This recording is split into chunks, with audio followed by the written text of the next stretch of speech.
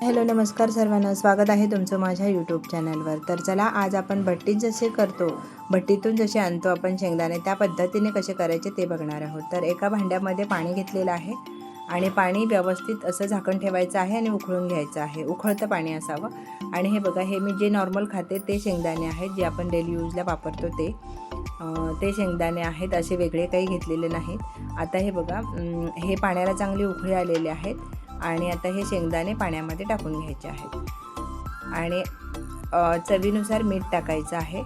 यामध्ये साधारणतः मी पाऊण चमचा मीठ टाकलेलं आहे आणि व्यवस्थित असं हलवून घ्यायचं आहे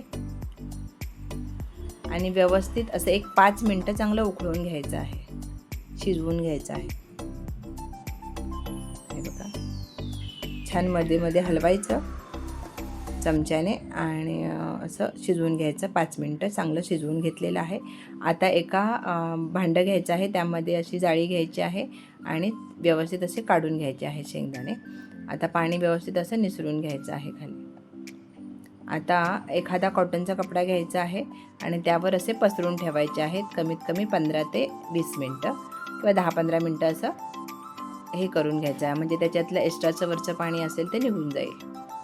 आता हे वाळतंय आहे, तोवर आपण एक कढई घ्यायची आहे आणि यावर हे मी खडे मीठ घेतलेलं आहे आणि हे मी पहिलं वापरलेलं आहे मीठ आणि त्यामध्ये थोडंसं कमी पडेल म्हणून थोडं अजून ॲड करायचं आहे। हे मी जे घरात वापरते ते नॉर्मल मीठ आहे ते घेतलेलं आहे, बारीकवालं, आणि पहिलं आहे ते जाडं मीठ आहे। आता हे व्यवस्थित गरम करून घ्यायचं आहे मीठ। आता हे बघा, ह्याचं पाणी गेलेलं आहे निघून, असं कॉटनच्या कपड्यामध्ये 10 मिनिटं ठेवल्यामुळे। आता एका भांड्यामध्ये काढून घेऊयात आणि हे बघा, आता हे मीठ गरम झालेलं आहे, यामध्ये काढून घ्यायचे आहे आणि आता हे बघा छान भाजून घ्यायचे आहे। आता सतत हलवत कमीत कमी 15 ते 20 मिनिटं भाजून घ्यायचे आहेत आणि बारीक गॅस ठेवायचा आहे, गॅस मोठा नाही ठेवायचा आहे। सतत हलवत राहायचं आहे। ज्याप्रमाणे आपण भट्टीतून जसे शेंगदाणे आणतो त्याच पद्धतीच्या चवीचे हे शेंगदाणे लागतात, वेगळी अशी चव लागत नाही, अगदी छान येतात। पण बारीक गॅसवर असं 15 ते 20 मिनिटं छान भाजून घ्यायचे आहेत। शेंगदाणे असे फुटायला पाहिजेत किंवा आपण हातात घेतला की लगेच त्याची टरफलं निघायला हवेत, अशा पद्धतीने भाजायचं आहे। आतपर्यंत ते भाजले गेले पाहिजेत। बारीक गॅसवर 15 ते 20 मिनिटं असं भाजलं की ते आतपर्यंत छान भाजले जातात।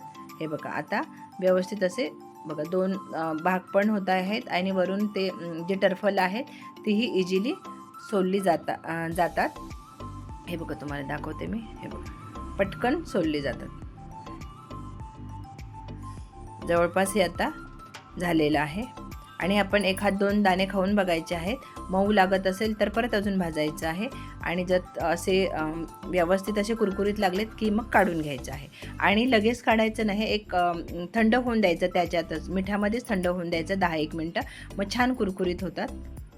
म्हणजे 10-15 मिनटं व्यवस्थित भाजून घ्यायचे। 20 मिनटं जवळपास भाजून घेतलेले आहे आणि 10-15 मिनटं मी त्या मिठामध्ये तसंच ठेवून दिलेले होतं।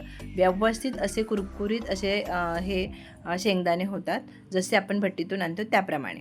आता हे बघा, हे मी कागदाचा एक द्रोण केलेला आहे, जसे आपण गाड्यावर नाही का आपल्याला शेंगदाणे मिळतात त्या पद्धतीने, आणि हे असे मी मुलांना एक एक करून देत होते। बघा, अगदी त्या चवीचे हे शेंगदाणे झालेले आहेत।